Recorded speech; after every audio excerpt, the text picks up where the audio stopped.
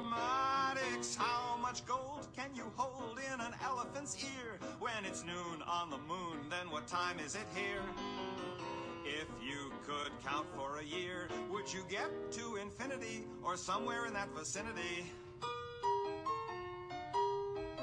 When you choose how much postage to use, when you know what's the chance it will snow, when you bet and you end up in debt. Oh, try as you may, you just can't get away from mathematics. Hi, welcome back to day 2 of online learning with Mr. Weeb. Again, this is grade 12 physics. Yesterday we talked about work, and we talked about how work is a measure of effort put into moving something, applying a force in a direction and causing that object to move a certain displacement. And we had our formula, work equals force times displacement. Today I just want to point out that what a definition of a joule is. We talked about that there's a connection between work and energy, and we're going to explore that today. But as we get going on that, I just want to give you the definition of what 1 joule is. And so 1 joule is simply the work done by an applied force of 1 newtons acting through a displacement of 1 meter. So simply 1 joule is 1 Newton meter. All right, so we are going to look at combining work and energy now. And to do that, we're going to look at some formulas. We're going to put some formulas together to make this all work out nicely. We have Newton's second law, F equals ma. We're going to rearrange that to solve for A. So we have F over m. We're going to take our kinematics formula, V2 squared equals V1 squared plus 2AD. We're going to subtract V1 squared from both sides, giving us 2AD equals V2 minus V1 squared. I'm going to make a substitution. I'm going to put F over m in for A. I'm going to multiply both sides by m, giving us 2FD equals mv2 squared minus mv1 squared.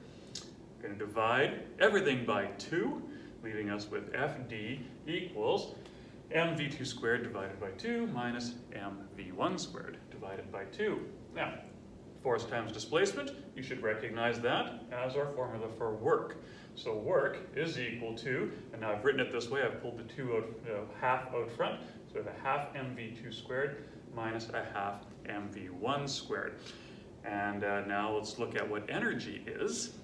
So energy is the ability for an object to cause change in its environment in some way.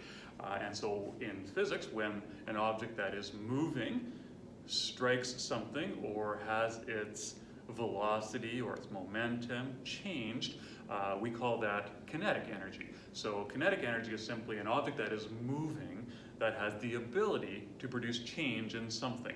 And so we'll often say that that's the ability to do work on some other object.